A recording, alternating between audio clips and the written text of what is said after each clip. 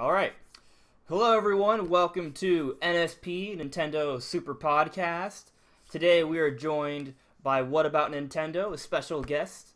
You should check out his channel. The link for it will be in the description below.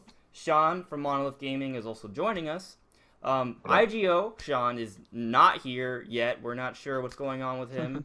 Who knows where he is? Yeah, and Andy, Nintendo Andy, has officially left the show now. So if you like him, check out his own channel. But yeah, we've parted ways.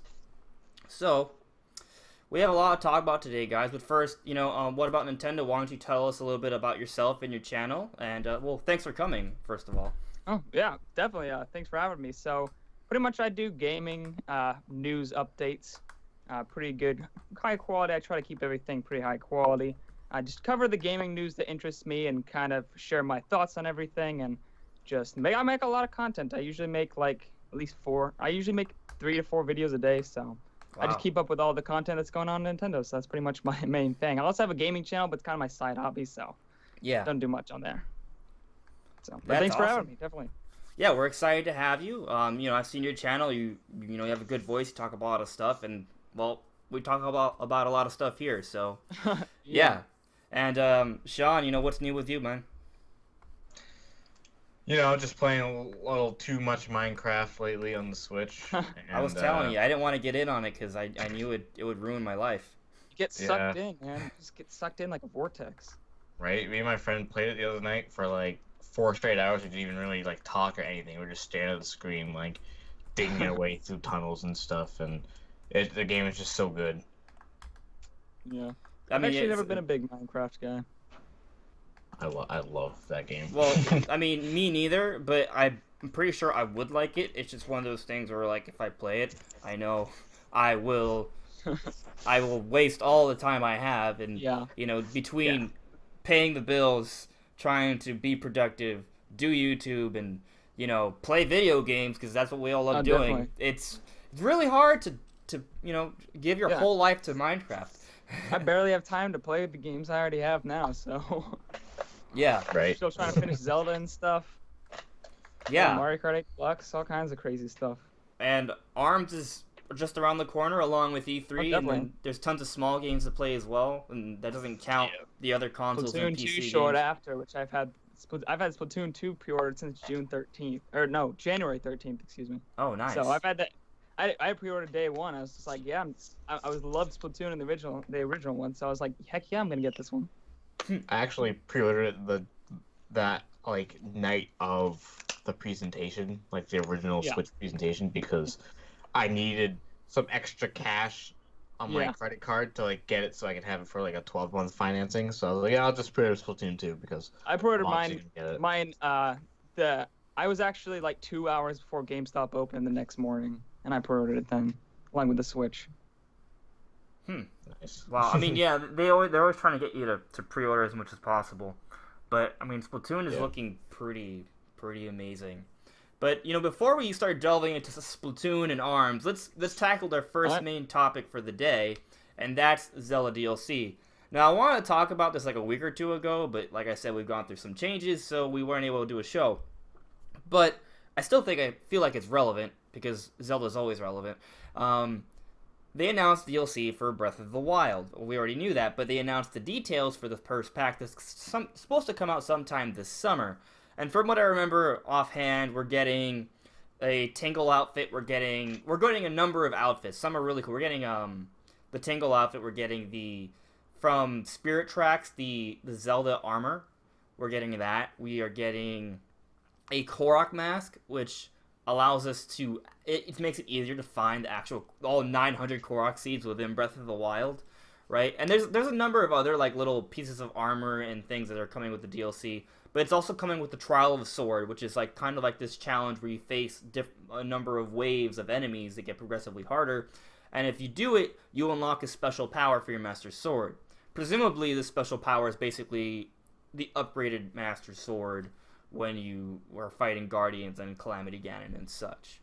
And then there's the hard mode, which actually adds a few different layers more than we may have expected, and there's some implications there. But before we delve into the deep details, what are your initial thoughts on the Zelda DLC, what we know so far at least? Should I go first? Or should, Yeah, go ahead. Go should ahead. I go? Yeah, All go right, ahead. cool. Definitely, I'm excited for it. Like, there's a lot of stuff here that I want to play, namely the hard mode. Trial of the Sword sounds fun. I've always been into the kind of the dungeons where you just fight waves of enemies. It's always been fun. I like the one in Wind Waker where you had to go on actually the main island. That one was fun. Yeah. But I think You go all the way forgot back. the best outfit of them all, and that's obviously Tingle's costume. I mean, come on, man, how could you forget? I mean, everybody loves Tingle, right? No? Oh, dang it. Yeah. Am I the only one? But yeah, I definitely think. I mean, when you consider this is only the first pack, and it's $20 for both, like that's a lot of content you're getting for essentially $10. So, I mean, most DLC is like more money than you actually pay for the game. You get like a quarter of the content that the main game came with. So Right. I think it's reasonably priced. I know some people are kind of like upset that they're adding like a map feature and stuff in it, and you have to pay for that. It's kind of weird. Kind of something that Right. maybe could have been in a free update. Other than that, I think it's pretty good. It's worth the money, and there's a lot of stuff that probably wouldn't have been in the game if they hadn't had the DLC. So why not pay for it? Yeah. I kind of hear what you're saying. It's I completely forgot about the map feature, and that's an interesting thing because it does look like something they could have added via a free update, kind of like the language options. Yeah. But Yeah. at the same time, I feel like it's something that you don't need at all. We never felt like we needed no. it playing through the game ever. But it is something that I think could help people 100% the game, and 100% of the Definitely. game is a very, very tall order. So, Oh yeah. I mean, those are my initial thoughts on it, but Sean, why don't you tell us what you think before we delve into particular details? Well, I do think that there's quite a bit involved with the DLC, but at the same time, I don't think that much of it is really significant enough to have to be part of an entire DLC that would have been cost $10, because you're paying like 20 for two. And I do think personally, I do think most of it could have and probably should have been part of a free update, especially like the map feature and hard mode. But I do think it's all good stuff. I just personally don't think that if it was standalone $10, it would be like worthy of being that high of a price. Yeah, I mean, there's definitely different arguments that can be made. One thing that I didn't consider is that we're getting a decent amount of like armor sets with this DLC update, and if you look at other games, those like little things like pieces of armor or clothes. Sometimes there are games that will sell like each piece for like $1 or $2 a piece. Oh, definitely. Right. So It's if you ridiculous. take that into consideration, we're getting all of that, and that's kind of all plus on top of the other things. At the top of the hard mode, on top of the Trial of the Sword, on top of the map feature, all those extra pieces of armor weren't even said when they first told us about announced the DLC. There was no bullet suggesting that we would get additional pieces of armor. Right. So, I do think that kind of bolsters the value of it. And compared to other DLC packs for other games, where they give you like just a helmet for $1, right? Like if you think every piece there is 99 cents, that would be way more expensive overall. Yeah, that'd be like $40 for the first pack for everything. But just because there are people who are worse, that doesn't mean Nintendo can't be better, right? So that is also a valid argument to make that it may still not be worth the value. But personally, for me, I love games that are really challenging, right? So the more challenging, the better, and that's why I'm really excited about the idea that Dark Souls might come for the Switch. But that's a whole other conversation. Oh yeah. This hard mode, I think, could really change the way you play the game, but some people don't necessarily think so. If it's just literal, everything has more HP, then not really. But their HP recovers, apparently, the enemies, now. They will regenerate life. But also, they're a bit more aggressive, so it's a lot harder to sneak up on them, and they will attack you with more ferocity, I guess. Right? And then on top of that, every enemy is raised by 1 rank. So, I don't know if whoever noticed, but when you play Breath of the Wild, like, you have different colored enemies for the bokoblins, the larger bokoblins, but even some of the overworld bosses have different ranks, including the Lynels. So I'm thinking that they said every enemy is going to be 1 rank higher. even from the beginning of the game. And they Gold finals. but they even went on to say Yeah. that there would be some ranks that weren't even in the game beforehand. So the highest ranked enemies that we find in Breath of the Wild now will be a rank higher than that, right? And for the most part, that may not seem like a big deal to most people. When you look at the Lynels, though, Lynels can kind of vary a lot between their fighting styles. I don't know if you guys noticed that, but like when you fight different Lynels, they have different attack patterns. And fighting one Lynel and then going and fighting a different rank Lynel can actually feel pretty different to me. So the idea that they could add an even higher rank, that could add a lot to it. And that's just with Lynels.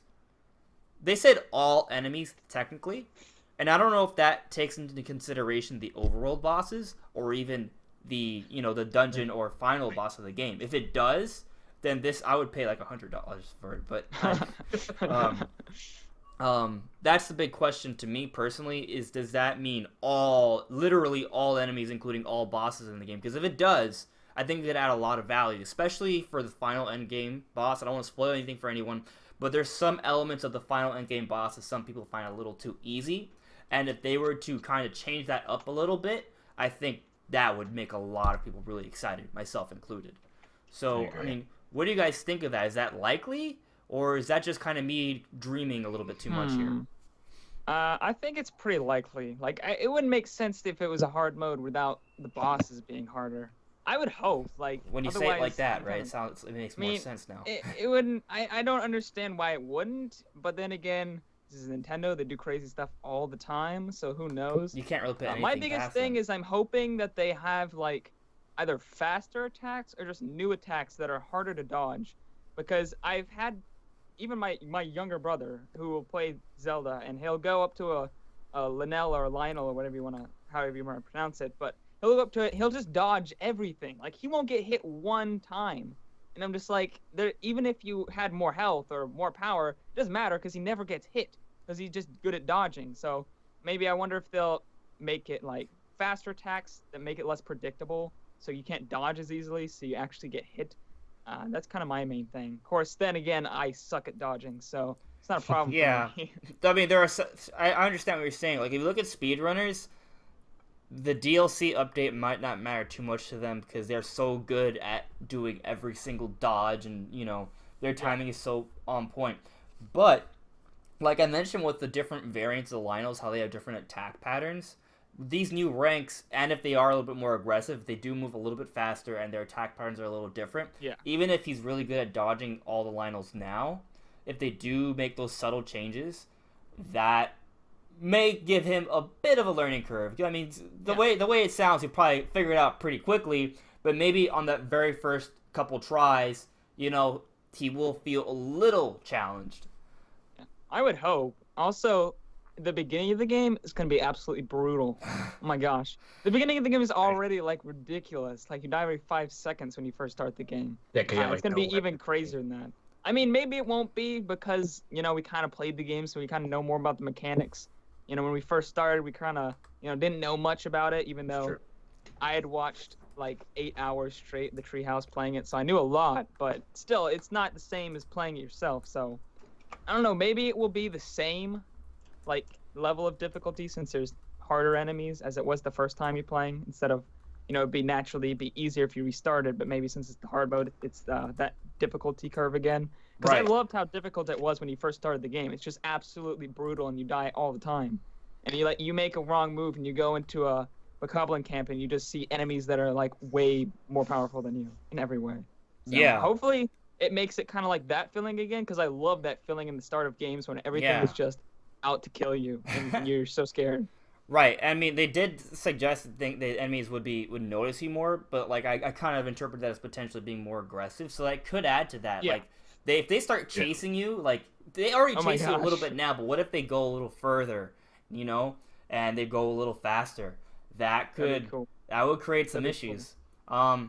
But yeah, for Breath of the Wild, like the beginning of the game is pretty scary in a good way, and but eventually you do get to kind of like this tipping point where you get so strong where you don't even care about cooking anymore. Like, I rarely cook. Yeah, I have 3 pages full of food, and it's all like plus 12 hearts and stuff.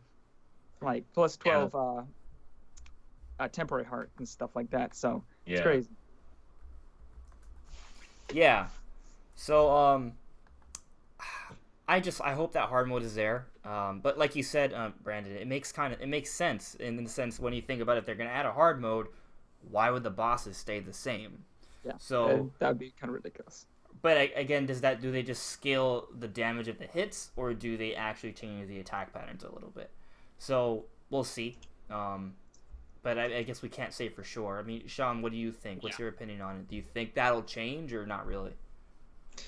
I do think that the will at very least just do like more damage, but I don't know if they would put in the effort to change the way the bosses are played and what they do. Right. That'd be really cool, but I just don't know if. Yeah, that'd be awesome. Right. I mean, and I'm not asking for a dramatic difference, but there are ways to subtly change how a boss functions that could dramatically affect how you play against it. So just make like some of the attacks faster, or add like 1 or 2 new attacks he can do just to change things up. You don't have to make the entire fight different. Just add like a little bit something, spice it up, make it harder. Yeah, that'd be cool. It would be awesome. And the trial of this, but see, that's another thing though, is when they add like all these extra perks when you acquire them, it makes the game even easier, right? So the trial of the sword, when you finally beat that, you will have an incredibly amazing weapon. So, you know, if it just makes the game easier, like, you know what I mean? Like, I don't want to I want to get the weapon, but if I get the weapon upgrade all just to make the game easier, it's kind of it's going to kind of defeat the purpose for me. So I hope that hard mode makes it me feel like I need to get this upgrade to my sword to really compete. Right. You know? Yeah, that'd be because like we brought up before, there's a tipping point. The stronger you get, the easier the game gets. So like I've actually been doing this thing where you know how you can run to the beginning of the boss at the beginning of the game? I basically kind of did that. So I have it saved. I went and got some armor pieces, and I got like the Hylian shield and a couple different things, but I'm saved right before the final boss in one of my save files. So I kind of just run in there, and it's like a boss rush mode. Because if you don't beat the dungeons, all the bosses are there in the beginning, and the final boss is even harder. And I'm doing it with 3 hearts, so it's kind of like a really cool, challenging like boss rush mode. You know, you can set up yourself if you just go to a different file, and that's hard. But it's hard because I have 3 hearts and I don't have an exorbitant amount of food, and no powered up armor. Because basically, you know, there are some combos that can just one shot me, you know. So, but as you get stronger, everything gets easier, and if you don't want the game to be easy, it makes you feel like you don't want to upgrade everything.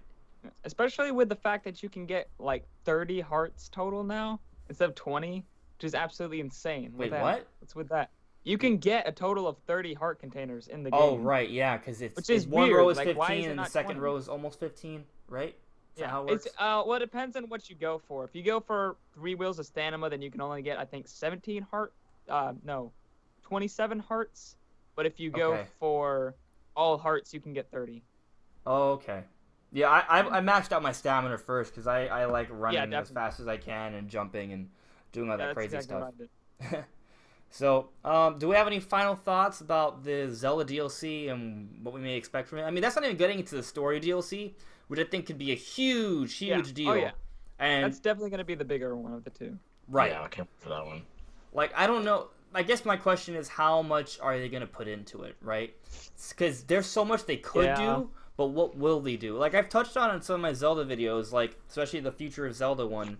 Like, they have all these ruins all throughout Hyrule, right? Like, theoretically, they could have the extra challenges be you rebuilding all these old destroyed ruins, right? Because at the end of the game, Zelda talks about, spoiler alert, but at the end of the game, she talks about rebuilding Hyrule and then perhaps beyond. Yeah. So that story DLC could be something like that, or it could be something that's even before the end of the game. Some people are theorizing we'll get another giant guardian deity to go into. I saw a video from Divine Beast. I saw a video from HMK because he noticed something in the Hateno lab. If you go in there, you know, with little girl, old lady, Pura, and you go in there and you look inside. They have this like miniature divine beast like tied up to the ceiling. I've seen that. Yeah. Yeah. So Really? I wonder if it's like a blueprint, well, more than a blueprint of a design of a potential divine beast in the future. They did say there was going to be a new dungeon, and Right. the divine beasts are technically the dungeons of the game. So. Yeah. So I could see that.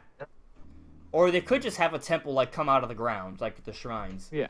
Because there's so many ruins, there's so much things that are supposedly underground according to the lore. Like they could just pull a forest temple from Ocarina of Time out of the ground, which I would be hope really it excited wouldn't be- about. I would hope it wouldn't be designed as like in the same thing as a shrine, like the same aesthetic. No, yeah, It would be like themed or something. Yeah, because that's something like we're kind of missing in Breath of the Wild, like themed dungeons, like from Skyward Sword, like from Majora's Mask, like. Which is it's maybe something we have to wait for the next Zelda for, but if they could do have an opportunity here to kind of go all out with this extra dungeon. So, I mean, I guess it does we don't really know, but based off what we're seeing for the first DLC pack, they are adding more than they suggested they would. So hopefully that trend also applies to the second DLC pack, which already seems to be a lot better. So yeah, fingers crossed. Mine too. Yeah. So, let's move on to the next topic, unless there's anything else you guys want to cover. I just wanted to say I hope we get a release date for that soon. I mean, they said summer. Yeah. It's pretty much almost summer. Pretty We'll probably close. talk about it at E3 then. Yeah, like the treehouse. I bet they'd do a thing on it. Yeah, or just mention it in their live presentation, direct, whatever you want to call it, their video presentation. Yeah. Yeah. So, I want to touch on one of the comments in the comment section before we move on to the next topic. But Black Star Dude is talking about it's pretty hard to still get a Switch. But I hear about Switches being in stock every once in a while. So, just, my personal opinion, just call up a GameStop like once a week, like maybe Monday, early-ish in the day. Or, whenever you have time, just call like once a week early in the day and ask them when they expect next stock. And if you keep on doing this once a week, or just walking into a Walmart, just checking, you'll see it. It's going to happen. But the thing is, when they are in stock, they may not go out in like an hour, but they will go out within a day or two. So, oh, definitely. The hype is selling them, but they're not. It's not. If you really want it, you can get it. You can get it, and you'll get it soonish if you're paying enough attention. That's what I always tell people. Like they comment to me, they're like, "Oh, the Nintendo Switch, such stock issues." It's like, no, people just really want them, and if you want them, you gotta bug people. You gotta bug we gotta bug Walmart, you gotta bug Best Buy, Toys R Us, GameStop. You just gotta make friends on the inside. Yeah, and it's like bug everybody. Just be like, call them up. They have to hate you, but just enough to where they still like you, so they'll tell you when they're stock. But enough to where they're almost too annoyed at you for calling too much. And then you'll get one. Because there is stock, like you said. It just sells out within a couple hours. In fact, GameStop said that their stock never lasts more than a couple hours. Yeah, they can only ship so many Switches. I mean, it's not like they can just make them and... I mean, when you have the best launch of any Nintendo console in history, you're going to have some stock issues. So They even flew some over in a plane. Yeah. Like, just to meet demands, like, from Japan. Right, so they are trying. They are trying, because the more Switches they get out early on, the better it is for their system. They're and it's still early on, and this is not November where you could maybe make the argument that there are these kind of, like, supply and demand tricks. No, right now they're just trying to build up that install base as much as possible to convince third parties to start putting their games on the system by next year. Well, I wouldn't be surprised if the stock issues last for a while. I mean, right? I mean, the Wii, I think it was like the Wii was like ridiculous. Nobody could find them. Yeah, for like the first year, it was pretty hard, and the first 2 years, I think, it was challenging. But like I said, like if you really want it, if you're calling in to a certain GameStop like once a week, just talking to them and just kind of paying attention, you can get it. Now, if you are someone who's really busy, like a lot of people are who work the 9 to 5 job, you're in work most of the day, and you just get home and you're tired, you don't want to go to one of these stores, then I can see why it's very harder for you to get it. But if you have a little bit more time, just call once a week. Make sure you get, if you are talking to a guys from GameStop, even if they do suck, just try to talk to them, see what they think when the next shipment is coming in. And if you come in within the day of the shipment, you should be able to get a Switch. Yeah. If not this week or next week, hopefully within a month. Mm-hmm. And it will get easier as time goes on until, well, Black Friday and Christmas and stuff. But before then, it will get slightly easier as the months go on.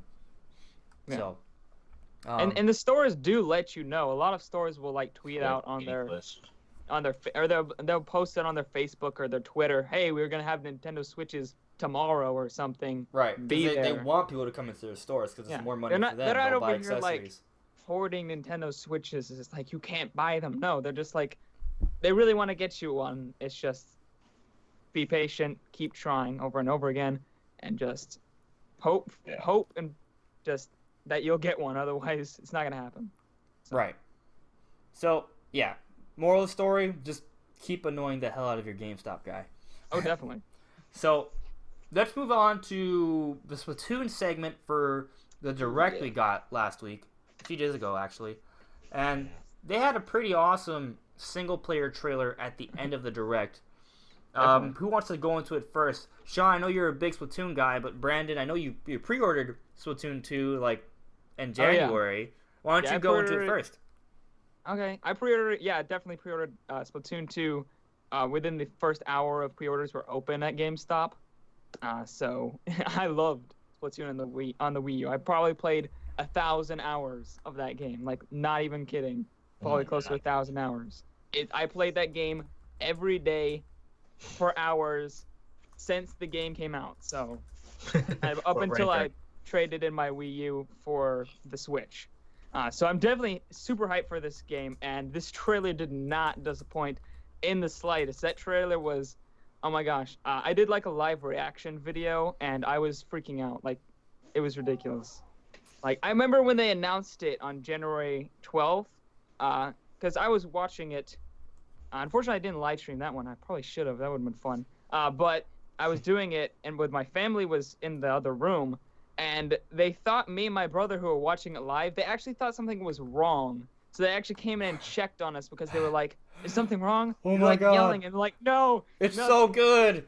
It's just, no, it's not okay. Splatoon 2 is coming out. It's better than anything else. So this trailer was really fun. Like, I've been waiting a while to see what the single-player campaign will be like.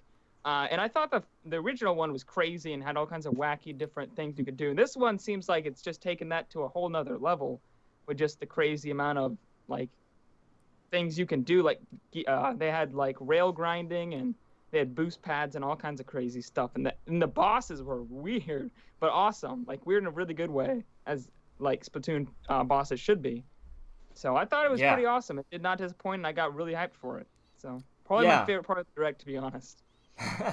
Well, it definitely. What I really like about it is that there is like this element of where an audience interaction, because like apparently for the last like Splatfest you had to pick between the two Squid Sisters, and the one that lost was the one that was kidnapped. Yeah, it's really cool. Which was also not the one I voted for, unfortunately. Dang it! I lost that Splatfest, even though I was doing really well. So you need to. So that gives you more motivation to go save your favorite Squid Sister. Yeah. it looks definitely it looks really cool. It looks like they're adding a lot of new gameplay elements to it, and I really like the initial Splatoon because when I was playing the initial Splatoon's campaign, I kind of got like a lot of Galaxy vibes from it. I don't know if you guys know what I mean. Like, there's a lot of like different things like going around these like orbital objects and going around, and it's just really interesting. And I know it has nothing to do with Mario Paint, but it kind of reminds me of the whole like Mario 128 rumors and theories that were going on. And it's not actually related according to the developers, but it seems like the kind of like the logic and thing that was behind like Luigi's Mansion and Sunshine sort of went into Splatoon in terms of, shooting this ink out there. Oh, it looks like we lost Brandon. He disappeared for a little bit. But I'll add him back. Unless he lost internet. Oh.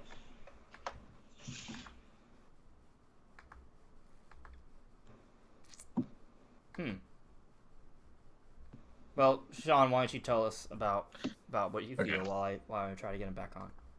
All right. Well, like you were saying, the Galaxy vibes that I loved that about the first game, the single player, like how, just the way the levels worked, like on the platforms and everything, and like when you go into like those like jump pads, like that was pretty much like the same way Mario would fly when he would go into those stars that like brought him to a different part of the level. The whole everything about the single player of the first Splatoon I thought was really fun, although it wasn't. You could tell that it was like they said that the single player mode is pretty much just. Hello? Hey, are you back? Hey. Oh yeah, sorry, my Wi-Fi was being weird for a second. Sorry about that. It's okay. It's okay. All right. So Sean, just continue what you were saying about the Splatoon single player. So yeah, I kind of lost my train of thought. Well, we were talking about Splatoon, the Yeah. single player trailer, and how the mechanics are a little different, and then you started telling us your thoughts on it while I was trying to add Brandon. Yeah, I was just saying like, oh yeah, I remember now. They said that even in Splatoon 2, but the first Splatoon, that the single player is really just to get you ready for like the multiplayer. Yeah. And I can tell that's pretty much exactly what's going on here. Even though I do think it looks a lot better than the first one, even though I did have a lot of fun playing Splatoon 1's single player. It does look like a lot of fun. It's got a lot of the same level of creativity like the first one had, and also like Mario Galaxy had. Yeah. And yeah, I really honestly can't wait to play it. I think it's an interesting point because, when I love the Splatoon single player in the first game. I thought it was really good. It was super different. It was very quirky. It had a lot of different physics challenges and different things. It was awesome, especially the final boss. The final boss was so good. Oh my gosh, the final boss was amazing. It's amazing. I know, right? Like the boss design in Splatoon is really good, but. I do agree that playing through the single-player campaign, I did feel like it was kind of in a way used to kind of acquaint me with all the different mechanics that you would use in multiplayer. So that could be the similar case here, but when you take that into consideration, there are a lot more mechanics to get used to now. And actually, Andre from Game Explain made the point that because there are so much more mechanics they're trying to use, that the single-player campaign could actually be significantly larger than the first one in the original Splatoon. And that's what people want, because the campaign was really good, it was just short. So if this one's a few hours longer, or twice as long, I'd be pretty happy with that. If I'm getting an 8 to 10 hour campaign that maybe I can has replayability, maybe if they have scalable difficulties or collectibles, on top of, the exorbitant amount of features and different things we're getting with all the multiplayer modes in Splatoon, that's a really great package. So if that's the case, completely down for that. More of the Splatoon single player is amazing, and I'm super excited for it. Definitely. I think they definitely need to up the difficulty, or at least have the option to up the difficulty, because that was probably my main problem with the single player in the original, was it was really easy. Like, it was really fun and creative and awesome, but it was also really easy, except for the final boss. Final boss was just ridiculous. Yeah, that boss was pretty hard. Difficulty spike. I don't know what happened there. But I like replaying that part. Oh, yeah. But I think they need to have, a hard mode for this as well. Yeah. And just add, even if this campaign is only 6 hours, but if you add a hard mode that doesn't take that much more effort to do, that, changes a few things around a little bit, that would, give people a lot more replay value. And that could go a long way toward making people feel really good about it. But I mean, at the same time, Splatoon is about the multiplayer experience. Like, you shouldn't be getting Splatoon for just single player campaign. You should be getting it to play online at some point. And I actually didn't play the single player till a couple hundred hours in. Wow. Legitimately, I was just like, single player Splatoon, it's probably not that good. It's probably just some kind of throwaway campaign. So I didn't ever play it. And then I heard it was amazing. I was like, oh, well, I better check it out then. Maybe that's why you thought it was so easy. Yeah. Yo, that's a good point, right? That might have been why I thought it was so easy, but still. Yeah. Yeah. But, one thing that they're adding that we got from the previous Direct about ARMS and Splatoon was the Salmon Run. And I'm really excited about that because from what we've seen, it looks a lot like a horde mode, like a zombie mode.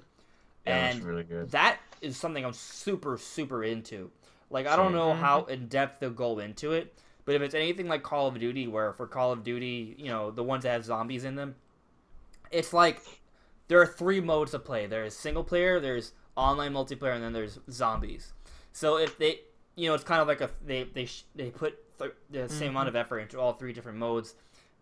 If they put that much effort, like a third of all their effort into Salmon Run, that would be ridiculous. I don't think they will, for the record, but I do think it could be. It would be. I definitely am really excited for a horde mode. I think there's a lot to be done there, and finally a mode in Splatoon where you kill things. Like, it's finally a mode in Splatoon where they actually want you to kill stuff.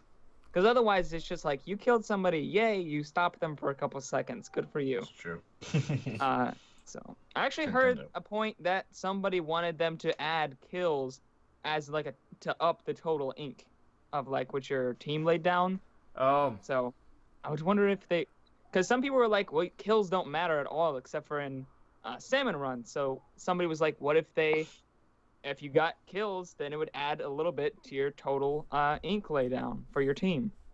So I don't know if maybe they should do that, but just a little side note. Well, it's an interesting point. I've thought about it before myself. Now, I mean, definitely in all the other extra online modes, they don't need it because they're objective based, right? But like, the standard one. The standard one, yeah. Right, I'm forgetting the name. But just, it's just like you spread ink. Something really turf control. Really, turf war. Turf war, yeah. Right, like, I mean, when you do get a kill, whoever dies there, the ink is spread over that area, right? So it has. But it takes like half a second to cover that. True, that's a good point. It's such a team-based game that they don't want kills to be like such a big factor. I wouldn't say it'd be like a turning point. Like, it should mainly be what you laid down, but it could be like a little bit. Just a little bit added. I could see them maybe adding like maybe 10 points per kill, like a plus 10 to your overall. Yeah. Maybe. Yeah. Maybe. But it doing that would take away from looking at the map and getting an idea of how good things are. Because if you know what I mean, like, you can kind of gauge if you're winning or not by taking a look at the map in terms of how much turf you have covered. But if you add these kill counters that add a little bit more points to your overall total, that can skew that. So yeah, but I already feel like it's so. When you look at it, you think, "Oh, we're gonna lose," but then you all of a sudden win by like 0.1. Like, it's already kind of like very, very blurry line between whether you're gonna win or not. It kind of feels like sometimes you think you're gonna lose and then you actually win. I've had that happen a couple times, so it's not like completely reliable looking at the map. And I don't know. I wouldn't say it would definitely not be to where you can get so many points where somebody would want to camp, because then I feel like they should eliminate camping in that way. Like, if they do add points, it should be so little that if you camp and just kill people, then you're gonna lose for sure. Like, well, it shouldn't be anything there where kills like here's a suggestion more than turf. Right. Here's a suggestion. It should be like really small amounts. Like something that contributes a little bit. Maybe if you were going to lose by like 0.1 or 0.2, it would have tipped if you had, got more kills or something. Well, something very small. Right. Well, here's my suggestion. What if they just had 2 different types of turf wars? They had your basic turf war where it functions the way it is now, but then you have your more hardcore turf war. Maybe this turf war you can do only during ranked.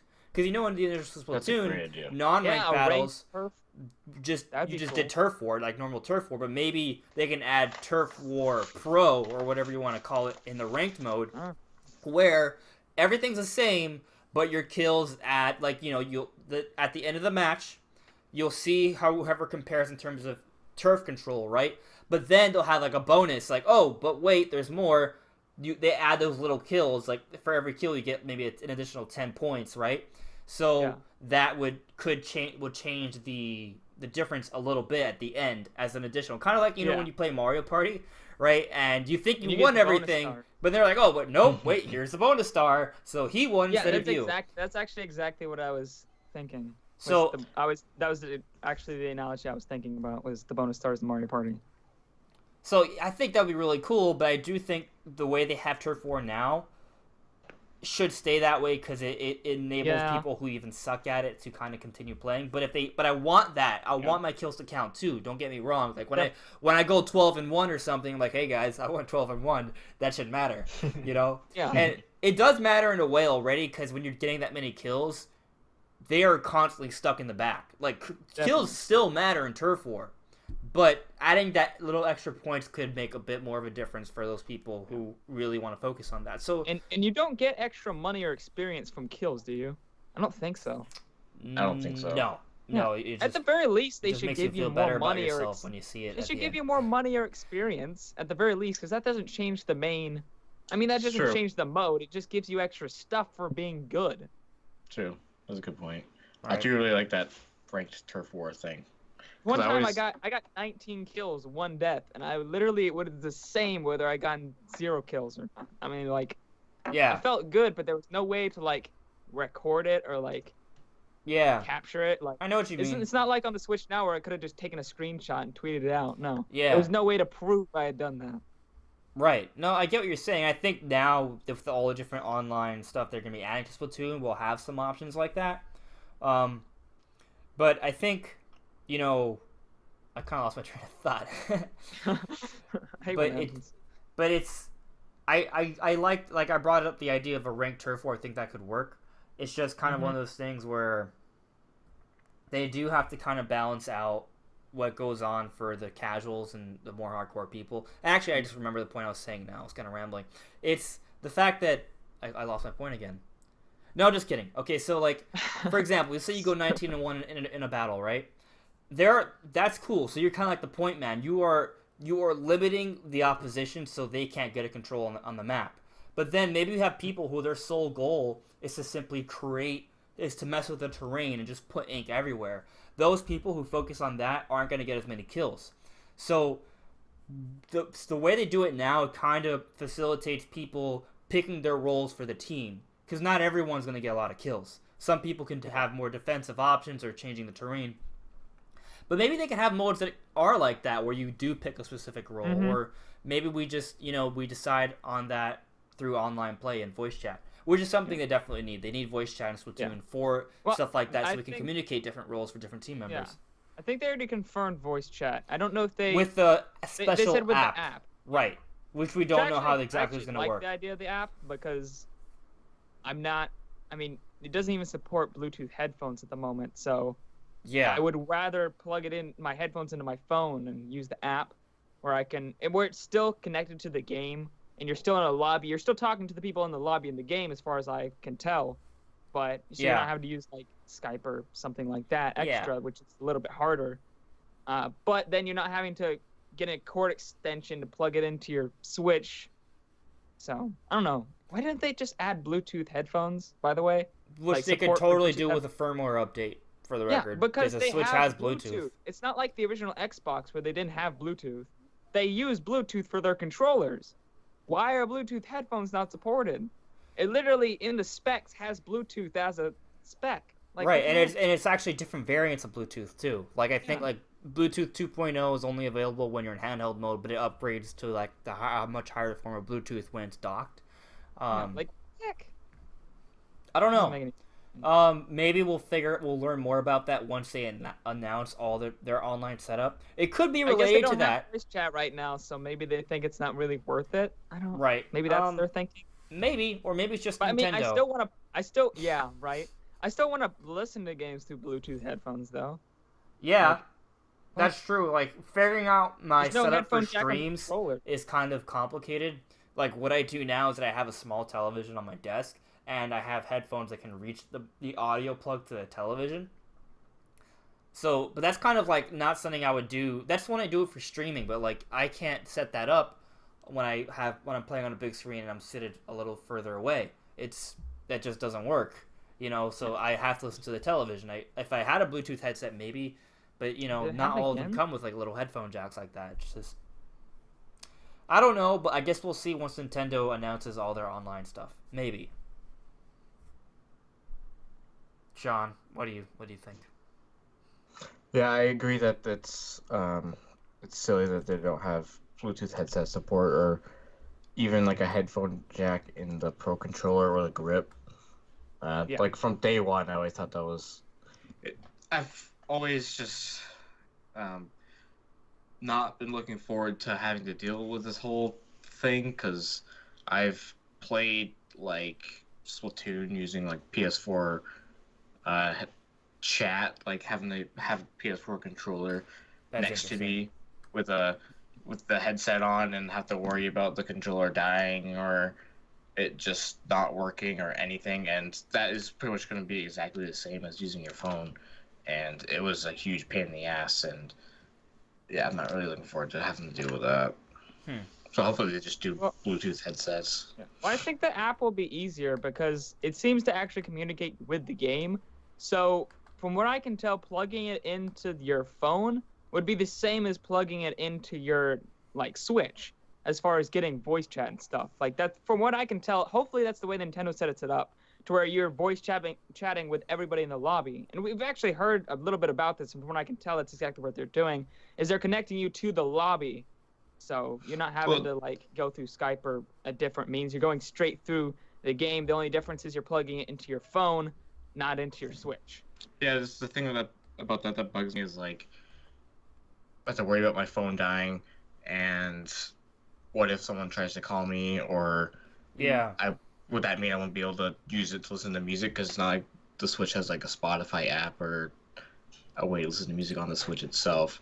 So I don't know. It just seems like for me, especially personally, that it would just be like a huge inconvenience. Yeah, I never thought about. I never listened to game music that's not in the game. Like, I don't know, I can't get immersed or like play a game without the audio from the game, especially a multiplayer game like Splatoon. I want to know what's happening. If right. I want to be able to hear them and stuff. I'm in the same it doesn't camp really make as you, sense where I care about the audio from the game, especially with sound effects, because there are auditory cues that can tell you if someone's coming close by, something's happening. It doesn't make sense for a gamer who's really into a game to not listen to the game. Like, that's detrimental to the experience. It's hard to be like. But there are people who. Pro.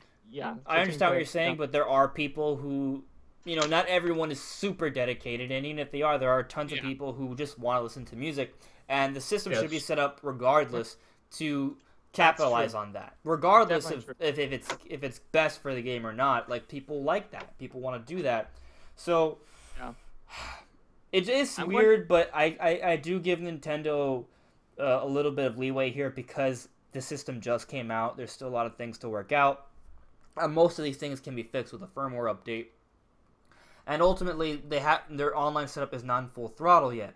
If once they announce everything, once they tell us what's going on with the app and everything, if after that point it doesn't look like they're going to satisfy all of our needs and wants, then we should start complaining, because because at that point our complaints might be vocal enough that Nintendo's like, okay, we should change this.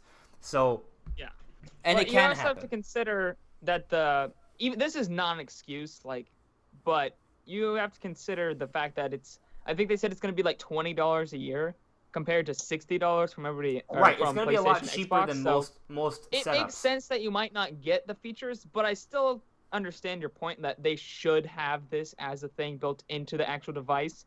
But I think I don't know, I think maybe they're thinking core gamers are going to be the people who are wanting to pay for the service, even though that's kind of a skewed perspective, but they're Nintendo, so they're probably thinking this. They might be thinking that maybe the hardcore gamers are going to do it, which are the people who are going to maybe benefit more from the app, I think. So maybe that's why they're doing it this way. It's really hard to say, but definitely I don't think that excuses them from, not having certain features. Because people are willing to pay more for it as well. So that's not really that good of an excuse, but it's still something to consider.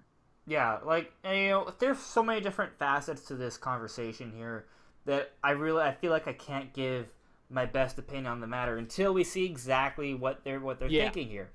But I'm not trying to excuse Nintendo, because you're right, there are these different things that haven't been set up yet that the competition has. And if we're paying for it, although it does look like it's going to be like a third cheaper, we still should be getting like a quality setup here. Like if we're paying money for, we should be getting something. Maybe not everything, but something.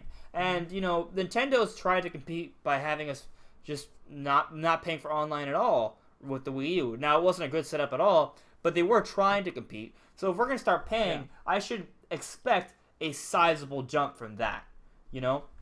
So we'll see what happens.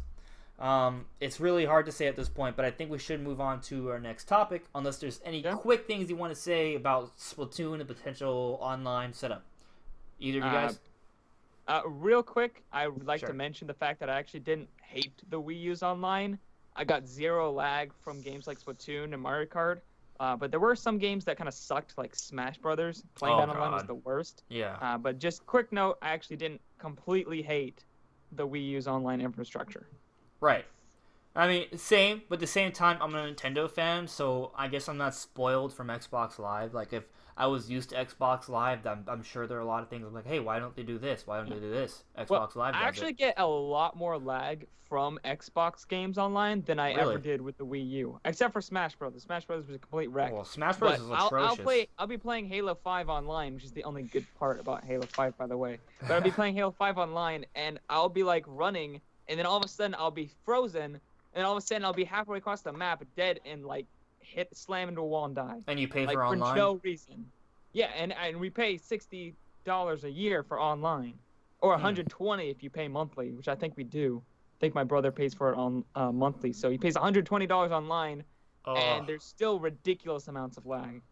So, even if Nintendo doesn't have the best online setup, I'd say for $20 it's probably worth it, considering the competition isn't as good as some people seem to think it is. Like, it's not perfect by any means. That's an interesting point. And I have good internet. Like, I don't have crappy internet. I have pretty dang good internet. And I play most games on my Wii U with, like, no lag, so it's not my internet being junk. Huh. Okay. Well, alright, so I guess we can move on to ARMS then. So, but that's a good point, though. So, I guess we'll see what Nintendo can do with their online setup once the time comes. But let's get into ARMS. So we talked about a little bit about the Splatoon single-player trailer, which is at the end of the ARMS Direct. But we haven't talked about the ARMS Direct. And there, we basically saw what this game is going to offer. And it's a lot more than I expected. And I've gone out and said beforehand that from what I've seen from ARMS, it looks like the core gameplay of it is going to be really, really good. But ultimately, how good this game will be received will be dependent upon the content. And normally with new IPs, they don't have that much content. Except here, with ARMS, we're getting a lot of different modes. A lot of them are kind of like mini-game kind of modes on top of all the core stuff you would expect. On top of that, it looks like the online stuff is actually really good. And then they're taking the Splatoon route here, where after the game comes out, they're going to have new content, new characters, new stages, new ARM attachments to come out, every few days, every few weeks, just like Splatoon, where new DLC just kept on coming. Free DLC. For like a year or two. So that strategy is really interesting. Keep people interested in the game. Hopefully it'll get more people to see this game. It's a new IP. It's a really cool new IP. I hope people actually buy it because it's looking like a really good game, and I hope Nintendo markets it right because I think there's something special going on here. Mm-hmm. And I think that this game has a lot of promise. And then you're going to have that global test punch, kind of like the global test fires for Splatoon. So people are going to get to try this game out, which I think is a great idea because people want to try this game out to know they want it. So I think this game is really impressing a lot of people. I think this is a big deal. And the Mario Kart 8 developers are showing their stuff. Like, they made an amazing Mario Kart, and now they're making this an amazing new IP, and I'm very hyped about it. What are your thoughts on it, guys? Yeah. I'm definitely very excited about it. Okay. I had a thought. Sean, you go first. I thought it escaped me. Okay. I think the game looks really, especially, I thought the game looked really good before, but now I think it looks like really, really, really good because there's just so much stuff, like unexpected stuff that's in this game, like those like mini game things like volleyball and the basketball ones look so much fun to just kind of screw around with, and there's a 1 on 100 thing, and then there's the Grand Prix. Yeah, And, it really reminds me of Smash Bros. In terms of the assortment Yeah. of different modes you get. Right, even like the skill shot thing, like breaking the targets. Yeah, and then the 100 versus 1 thing as well, kind of Yeah, like yeah, endless, right. Yeah, those endless are and totally crew melee. like Smash Bros. Yeah, Right. And all the characters, their designs just look so good, and they all look like so much fun to play. Like, I want to try like every single one of them. I think Springman and Ribbon Girl look like the least interesting because they're so like Yeah. basic. well, I like But, Ribbon Girl, so They're kind of just the all-around people. I like Yeah. Ribbon Girl. What kind of like? Maybe I'm basic. That's pretty cute, but yeah. Also, the global test punch is like such a good idea because I can't wait for this Definitely. Friday. It's Oh, like definitely. Splatoon. It's just such a weird looking game that people think it looks good, but they like.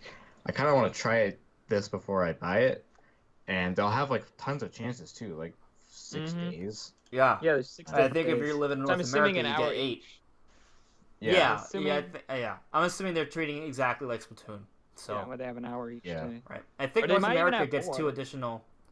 The what? Oh, maybe. Yeah. Well, They I might mean, even when have more because they said days, but they never said times of day. So, and I think Oh. when they announced the what was the test fire? They announced hours and stuff, didn't they? They They haven't have announced hours. hours or anything. I don't It's hours. think. I looked at it on the eShop. Oh, they updated yesterday. it because when they first announced it, they only had days.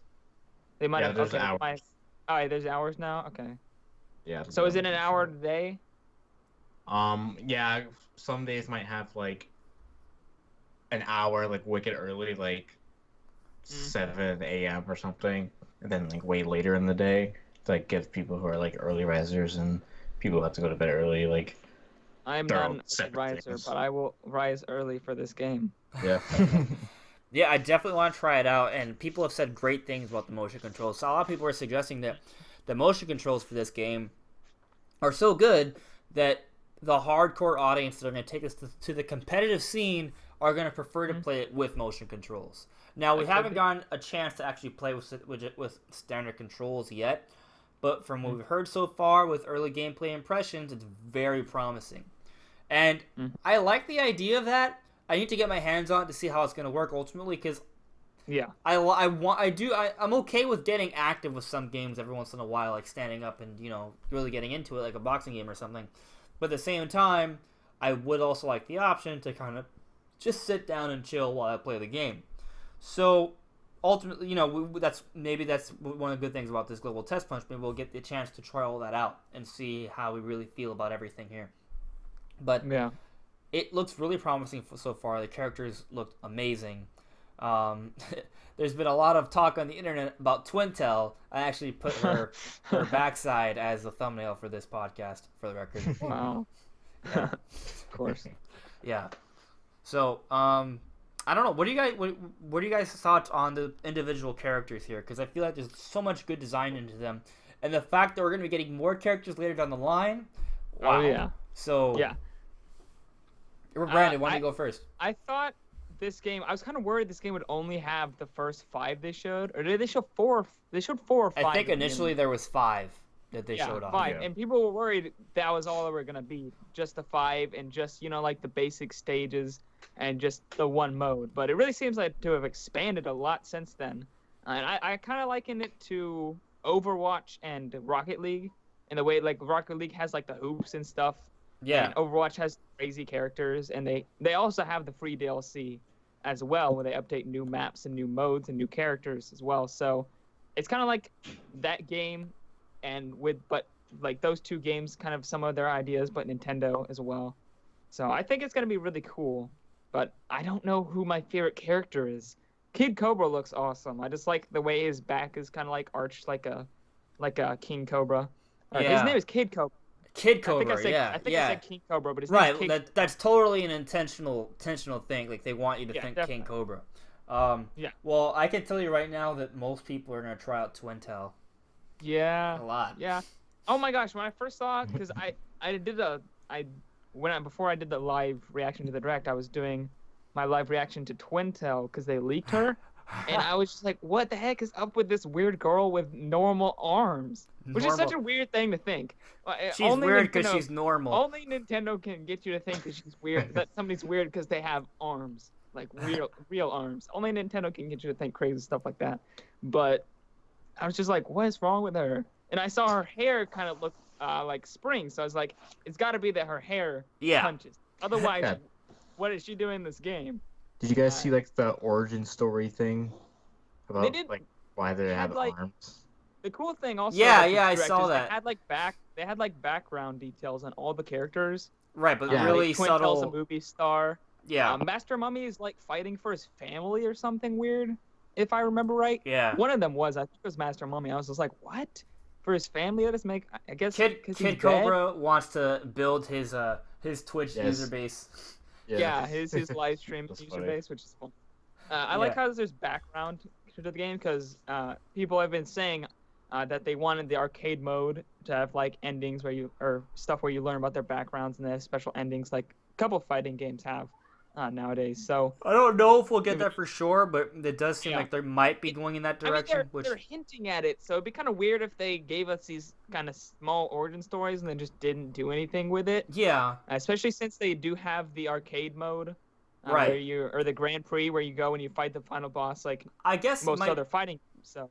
Right, this is kind of my biggest gripe with Mario Kart 8 actually, is that I feel like there's no like story elements at all. Like you play Grand Prix mode, which is I guess the campaign mode for Mario Kart, and then you go to the end, and then they like, oh, you won, and then they just show you a chart with all the numbers and a little trophy thing. Like there's not even like in Mario Kart 64, there was like an animated ending, where everyone drove to the castle, you saw the fish, and if you got fourth place, they would show you lagging behind like in a gag skit. We haven't gotten that with Mario Kart 8, and I would have liked something like that, but they didn't do it. And I think it's worth noting because this is the Mario Kart 8 team making ARMS. So, yeah.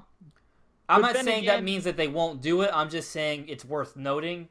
And maybe they didn't do it with the Grand Prix Mario Kart 8. Because I think Mario Kart 8 was designed in a way that's very modern in the sense that almost everything is unlocked from the very beginning. People can just jump into it. It's all about instant gratification. Right? Because that's this generation, instant gratification. So maybe that could be the route they're taking with ARMS, but like you said, it does look like they're putting some effort into the background stories, although it's simplistic. But based on what we've seen from looks like the final boss for the Grand Prix mode, it does look like there is some animation, some sort of special ending going on for that. So maybe they will. I wonder if you can unlock him, the final boss. I don't know. Some people have been like, maybe if you beat him, you unlock the ability to play as him, which would be awesome. Single player. That'd be pretty awesome. But there's a lot of fighting games where they have a final boss and you never get to play as him. Yeah, but then there on the same token there are others that do, like Killer Instinct. I don't think you could ever play as the Gargoyle. In Soul Calibur, I don't think you could ever play as the Tartaros fire creature. But it was almost kind of like charade, so whatever. Yeah. Maybe I know a lot of games do, so we'll see. Yeah, I think the difference between Mario Kart and ARMS as far as potential of having story is Mario Kart, even though it had the animated ending in the 64 one, that was about as far as they went for story. Like they didn't do anything else for that, so it makes sense. And most arcade racers are not known for having story to them pretty much most of the time. I mean, there's Diddy Kong Racing, but that's like a huge exception. But there's lots of fighting games like Street Fighter and stuff that have like reasons the fighters are going and doing these things and actual endings where you learn about their story a little bit and stuff like that. So I feel like fighting games have more, like, it's more known for having that, and racing games really isn't. So I think maybe that's the exception. Maybe that's the reason why Mario Kart 8 doesn't really have anything like that. I would be okay if they even took the Melee route, where after you beat the Grand Prix, you see like a still, right, that suggests what their future is. Like just a still image. It's like, thanks for playing, and then maybe, for Kid Cobra, you see him like on a live stream set up. He's like, excited or something. That'd be cool. That'd be neat. Yeah, and maybe for the mummy guy, you see him with a whole bunch of mummy people that are his family. You know. I'm wondering if Biff will commentate though. Like, I'm wondering if Biff is gonna be the one. Like, when you start the Grand Prix, he'll tell you a little bit about why they're in it, and at the end, when they're showing that still, he'll talk a little bit about what happens afterwards. I don't even know if he's actually going to be in the game. Yeah, he might not be. He could possibly not be. If I think back why to would they create this character and just not use him in the game? I mean, they've done stuff like this before. Right, like with the Mario Kart Direct, they did have like a narrator. They talked about different things, and that was never in the actual game.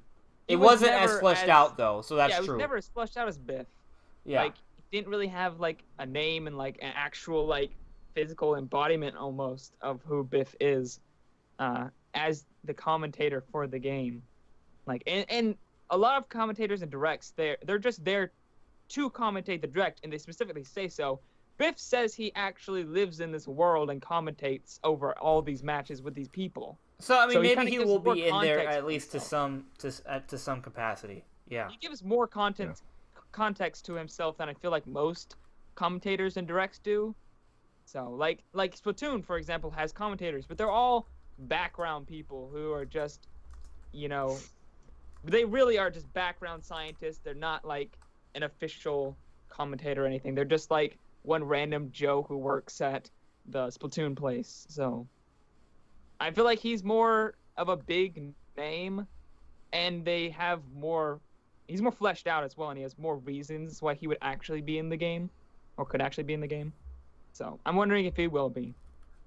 He might. I think you raise a pretty good point. I think that he probably will be in the game to some capacity. So, yeah, like they're not going to make a big deal about the story, but maybe some little things that there'll be something there. I mean, actually, Sean, you brought it up when we were starting the conversation that they're kind of like, an explanation for why everyone has spring arms is kind of interesting. Where it's just, who knows, who cares, pretty much. Yeah. Yeah, it makes me wonder why Twintel has springy hair when everyone has springy arms. She just woke up one day and she had springy arms. Mechanica's just a regular person with a robot suit. Right. Yeah. She wanted to compete. Helix is a lab experiment. Right. So not all of them are just straight up people that were just randomly got, springy arms. Springy arms.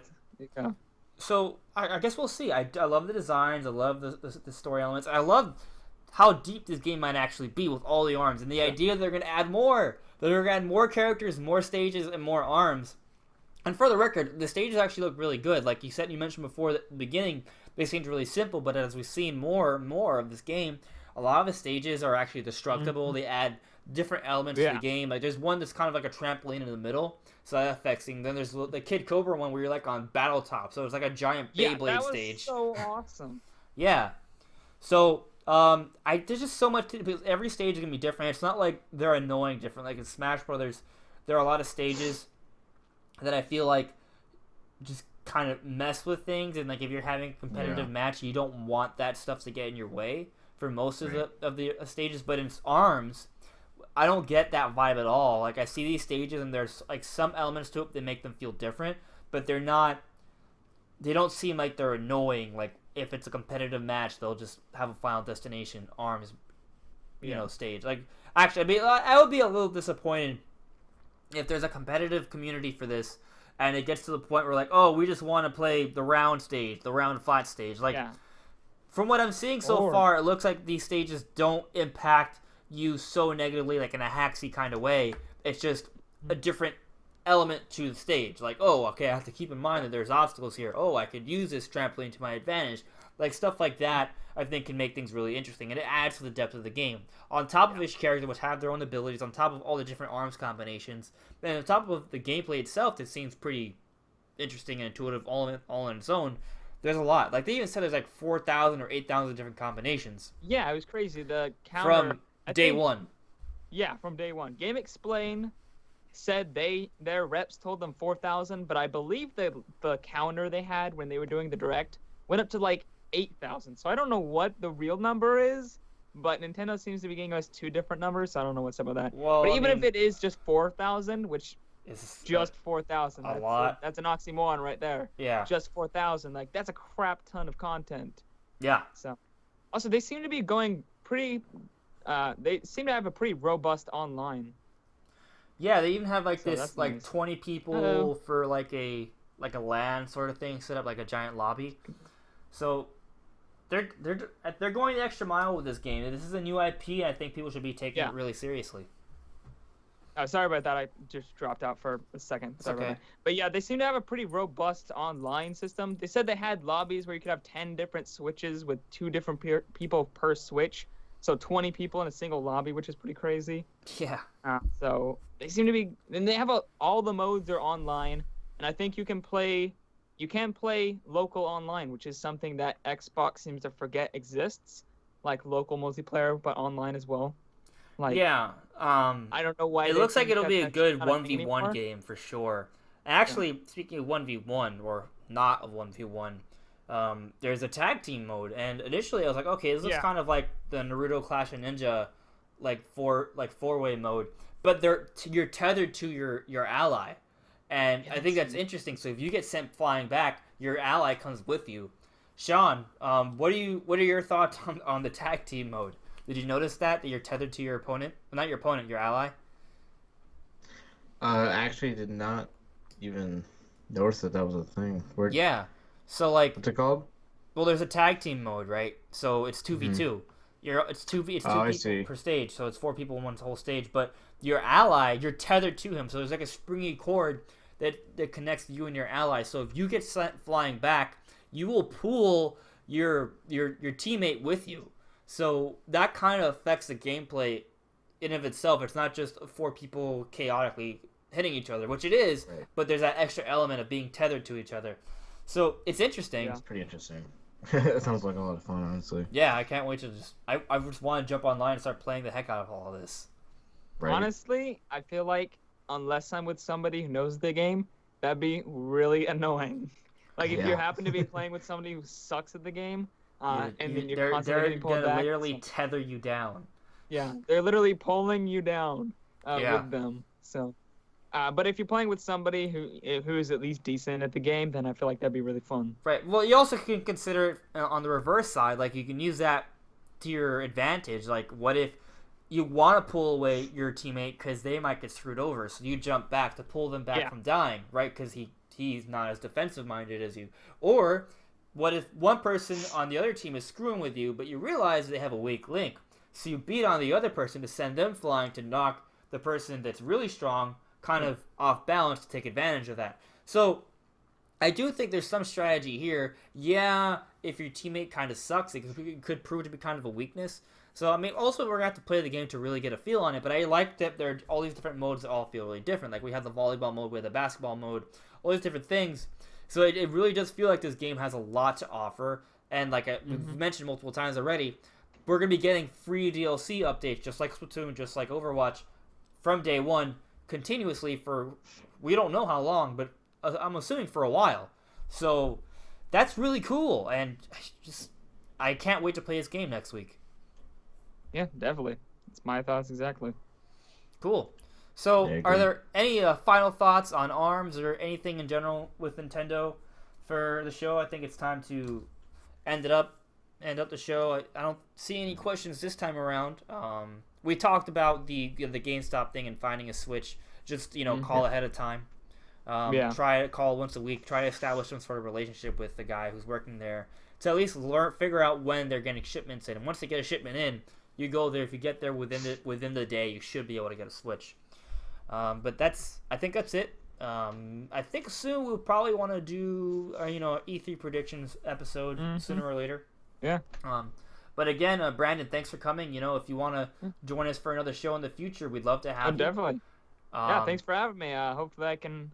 Yeah, sometimes I'm busy on Sundays, but like today, and there might be another day like today where I'm perfectly free and can come right back. So it'd be really fun. I'd be really looking forward to it. Cool. It was fun having you. Yeah, thanks for having me. Dude, thanks for having me. It was awesome. I was actually really surprised when somebody was like, "Hey, you want to come on my podcast?" And I was like, "What? Other YouTubers acknowledge my existence? What is this?" Yeah, we small YouTubers, we need to band together because it's a tough world. Definitely. Yeah, but yeah, man, it was super awesome to have you, and yeah, definitely. Well, really hopefully fun being here. Yeah. So, anyways, guys, thank you so much for watching, everyone. It's been great. I know we had a little bit of a break. Hopefully, we can get more consistent now. We have gone through some changes because we are small YouTubers. So, there's a lot to deal with. But, again, I love doing this. You know, if you guys have any comments or suggestions for the future or any questions, put them in the comments below. And hopefully, we'll see you next week. Bye. See you later, guys. See you guys.